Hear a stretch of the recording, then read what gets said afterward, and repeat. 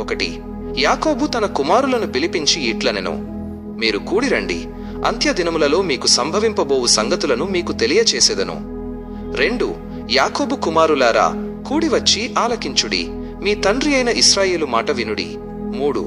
రూబేను, నీవు నా పెద్ద కుమారుడవు, నా శక్తియు నా బలము యొక్క ప్రథమ ఫలమును, ఔన్నత్యాతిశయమును బలాతిశయమును నీవే.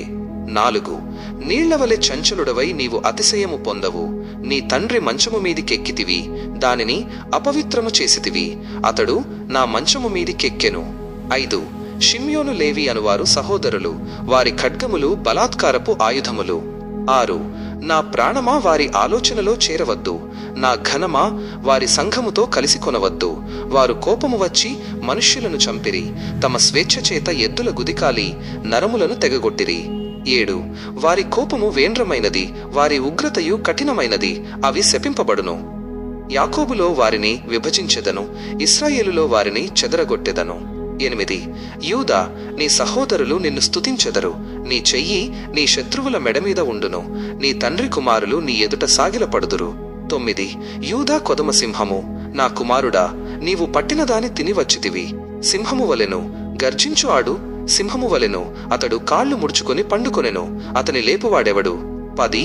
షిలోహు వచ్చు వరకు యూదా యుద్ధ నుండి దండము తొలగదు, అతని కాళ్ల మధ్య నుండి రాజదండము తొలగదు, ప్రజలు అతనికి విధేయులై యుందురు. 11. ద్రాక్షావల్లికి తన గాడిదను, ఉత్తమ ద్రాక్షావల్లికి తన గాడిద పిల్లను కట్టి, ద్రాక్షారసములో తన బట్టలను, ద్రాక్షల రక్తములో తన వస్త్రమును ఉదుకును. 12. అతని కన్నులు ద్రాక్షారసము చేత ఎర్రగాను, అతని పళ్ళు పాల చేత తెల్లగాను ఉండును.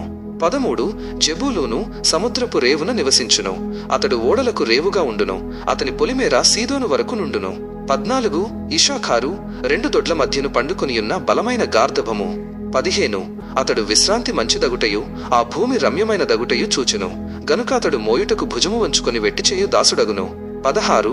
తాను ఇశ్రాయేలు గోత్రికుల వలె తన ప్రజలకు న్యాయము తీర్చును. 17. దాను త్రోవలో సర్పముగాను, దారిలో కట్లపాముగాను ఉండును, అది గుర్రపు మడిమెలు కరచును, అందువలన ఎక్కువాడు వెనుకకు పడును. 18. యెహోవా నీ రక్షణ కొరకు కనిపెట్టియున్నాను. 19. బంటుల గుంపు గాదును కొట్టును, అతడు మడిమెను కొట్టును. 20. ఆషేరు నొద్ద శ్రేష్టమైన ఆహారము కలదు, రాజులకు తగిన మధుర పదార్థములను అతడిచ్చును. 21. నఫ్తాలి విడువబడిన లేడి, అతడు ఇంపైన మాటలు పలుకును. 22. యోసేపు ఫలించెడి కొమ్మ, ఊట యొద్ద ఫలించెడి కొమ్మ, దాని రెమ్మలు గోడమీదికి ఎక్కి వ్యాపించును. 23. విలుకాండ్రు అతని వేధించిరి, వారు బాణములను వేసి అతని హింసించిరి. 24. యాకోబు కొలుచు పరాక్రమశాలి అయిన వాని హస్తబలము వలన అతని విల్లు బలమైన దగును, ఇశ్రాయేలునకు బండయు మేపెడివాడును ఆయనే. 25.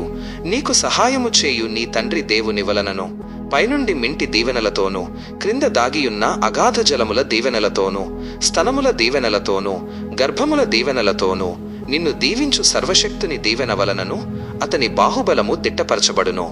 26. నీ తండ్రి దీవెనలు నా పూర్వీకుల దీవెనలపైని చిరకాల పర్వతముల కంటే హెచ్చుగా ప్రబలమగును, అవి యోసేపు తల మీదను, తన సహోదరుల నుండి వేరుపరచబడిన వాని నడినెత్తి మీదను ఉండును. 27. బెన్యామీను చీల్చునట్టి తోడేలు, అతడు ఉదయమందు ఎరను తిని అస్తమయమందు దోపుడు సొమ్ము పంచుకొనును. 28.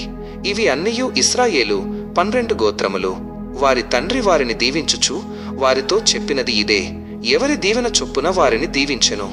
29. తరువాత అతడు వారికాజ్ఞాపించుచు ఇట్లనెను, నేను నా స్వజనుల యొద్దకు చేర్చబడుచున్నాను. 30. హిత్తీయుడైన ఎఫ్రోను భూమియందున్న గుహలో నా తండ్రుల యొద్ద నన్ను పాతిపెట్టుడి. ఆ గుహ కనాను దేశమందలి మమ్రే ఎదుటనున్న మక్పేలా పొలములో ఉన్నది. అబ్రాహాము దానిని, ఆ పొలమును హిత్తీయుడగు ఎఫ్రోను యొద్ద శ్మశాన భూమి కొరకు స్వాస్థ్యముగా కొనెను. 31. అక్కడనే వారు అబ్రాహామును అతని భార్య అయిన శారాను పాతిపెట్టిరి, అక్కడనే ఇస్సాకును అతని భార్య అయిన రిబ్కాను పాతిపెట్టిరి, అక్కడనే నేను లేయాను పాతిపెట్టితిని. 32. ఆ పొలమును అందులోనున్న గుహయు హేతుకుమారుల యొద్ద కొనబడినది అనెను. 33. యాకోబు తన కుమారుల కాజ్ఞాపించుట చాలించి మంచము మీద తన కాళ్లు ముడుచుకొని ప్రాణము విడిచి తన స్వజనుల యొద్దకు చేర్చబడెను.